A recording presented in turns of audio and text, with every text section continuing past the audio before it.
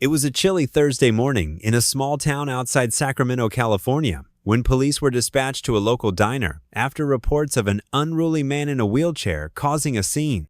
He was yelling about being a veteran, demanding to be served, even though he didn't have any money, said a waitress who made the call. I didn't know what to do. It was unsettling. When officers arrived, they found the man sitting just outside the diner's front window.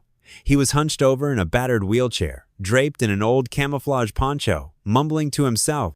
When the officers approached and asked him to leave, he looked up and said calmly, "I fought for this country. I bled for it.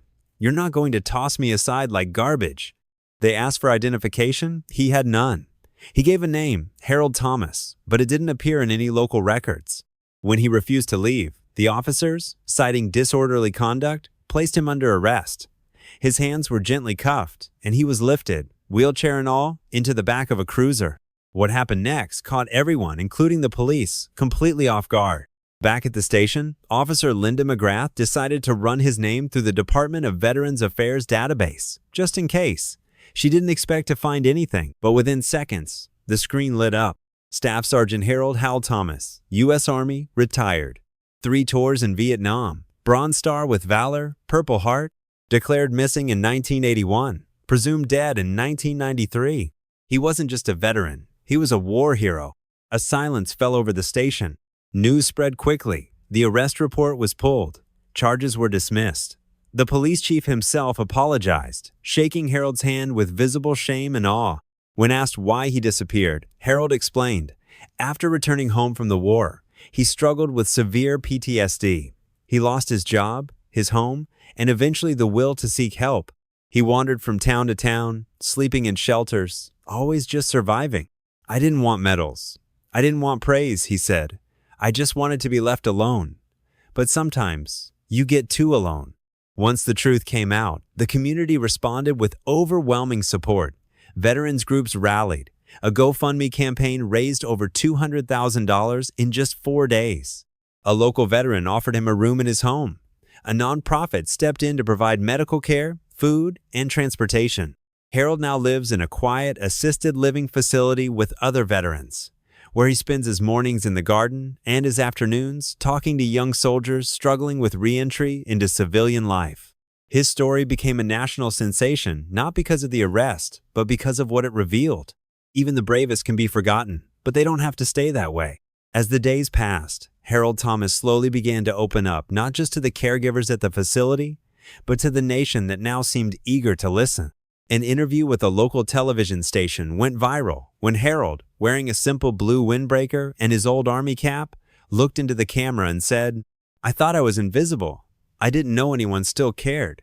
Thousands of messages poured in. Former squad mates, some now in their 70s, reached out. One of them, Raymond Cole, had served with Harold in Vietnam and hadn't seen him since 1979. He drove across the country from North Carolina to see him. When they finally reunited at the facility, both men just stood there, eyes full of tears, and embraced in silence. No words were needed.